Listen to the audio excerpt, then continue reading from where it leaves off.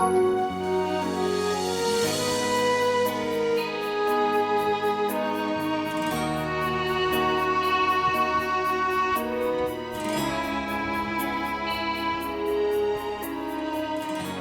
trong trâu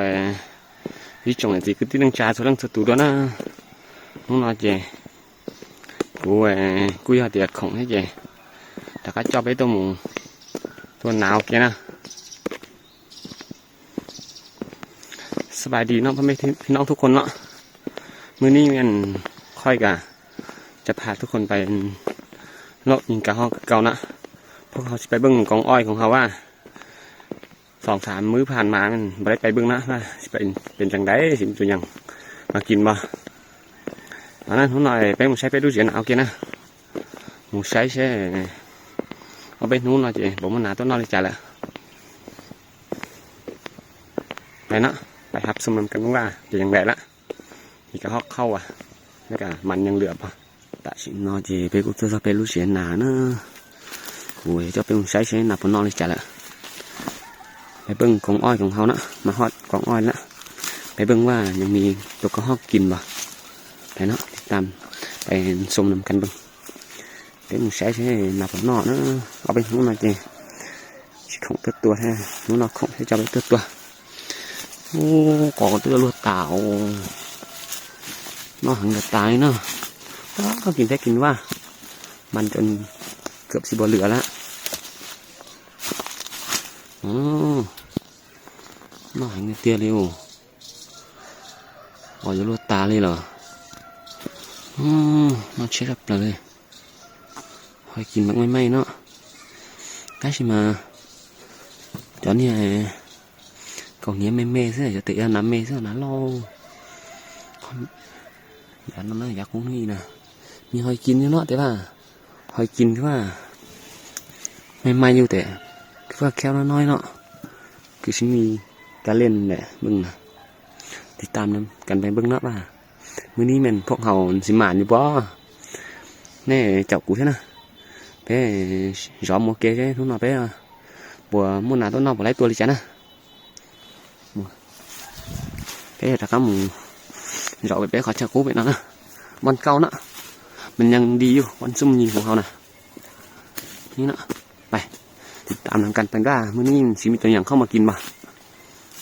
ไปนะ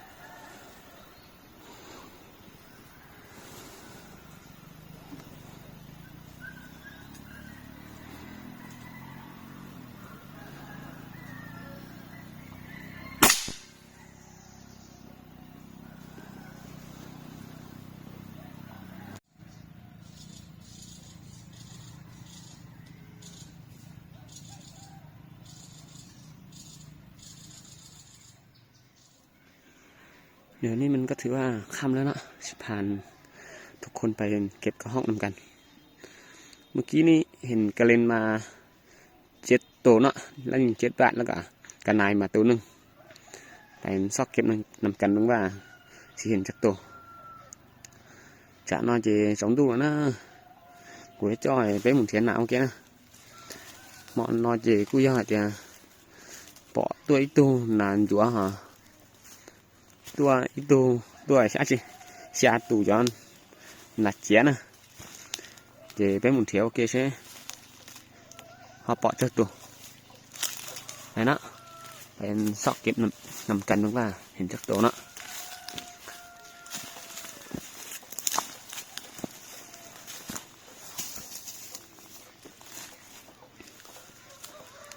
ไปดูเสียก่อนnó bánh bỏ chỉ kể cho trắng nha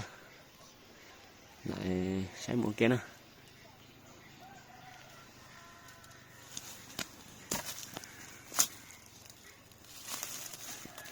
หมูน่ะใช้หมูหยอกkia sẽ bỏ đi cha nó đi tôm nông thêm chỉ nhọc cá lại nóc này nó tôm nương nó nông nó nè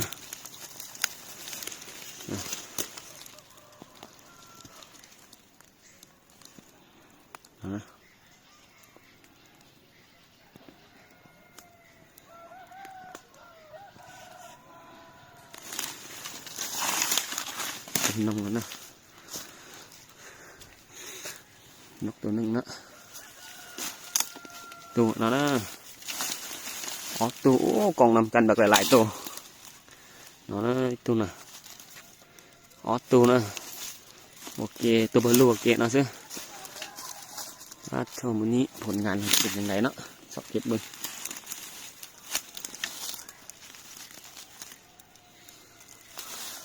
อยู่นี่ตัวนึงเนาะตัวthế nào lúa xía nào mà chỉ chẳng nghe xía là chĩa tiêu là chĩa mà giống sắp lỡ đâu còn oi nóมีแต่กระเล่นกระหอกมันบ่เห็นมาแล้วก็เห็นมากระนายตัวนึง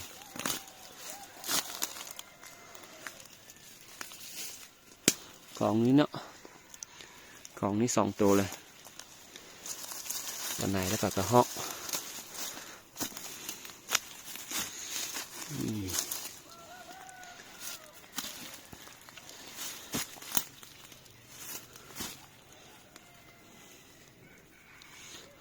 từ tả liệu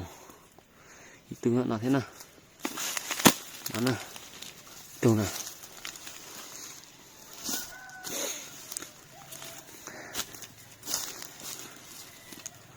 tàu i o p plau chi tu là chỉnh chó tu nè chó tu nạt chè nhỏ cái bộ bội chắn nè ta lên nhưng lửa 2 ตัวเนาะตัวnóอีตัวนี้nó thế nóตัวนึงน่ะ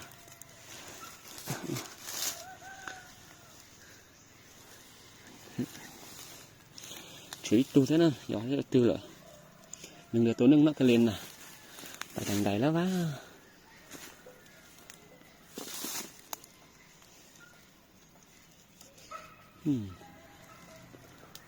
จักไปทางใดละ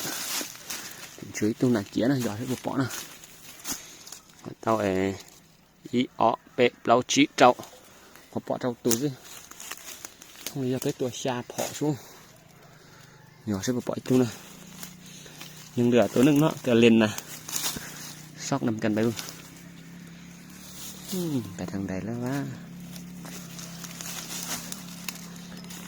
ที่ตัวนั้นจั่วchẳng có qua tỏ tua thế đấy thì mình cho họ chỉ nó dễ liền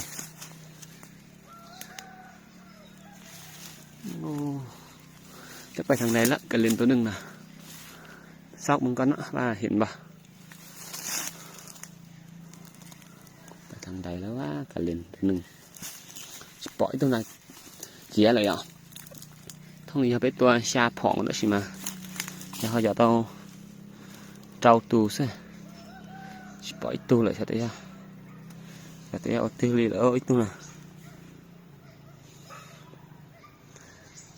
bỏ thì cá lịa xưa hả บ่เห็นแอนกระเลนตัวนึงเนาะใหญ่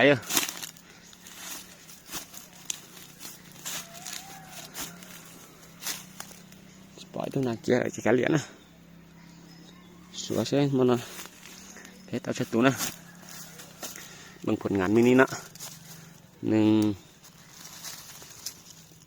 2 3 4 5 6 7แล้วก็นายตัวนึงฮะ8ตัวหมันนี่นะเสียดายแต่ก็ฮอกบ่มีเนาะแล้วก็กันนายมันเห็นมาแต่ตัวเดียว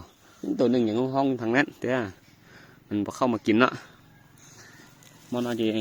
กูจะเตียเต่าจ้องเกอร์ได้สิมาเต่าở bên mê chứ để biết là sinh chi lên nó chứ nè này chậu cú thế ta kỳ của mày ta cho bé mùตัวđấy luôn nèฝากกันติดตามเนาะมืดมันชิพานไปยิงกองไม้เนาะกองนี้บ้ากองนี้มีแต่กองกระเลนเลยก็ฮอกกันนายมันบ่เห็นมาอะไรกันมื้อเจอกันไม่อันคลิปหน้าเนาะbé mà xin chỉ đùa lử nút nè hiện tại chứ bé anh chỉ nó sẽ lì thế chị nhóm ba mình chỉ không thì giống mình chế thế nè thấy đó kiềm tôแล้วกันครับเจอกันไม่คลิปหน้า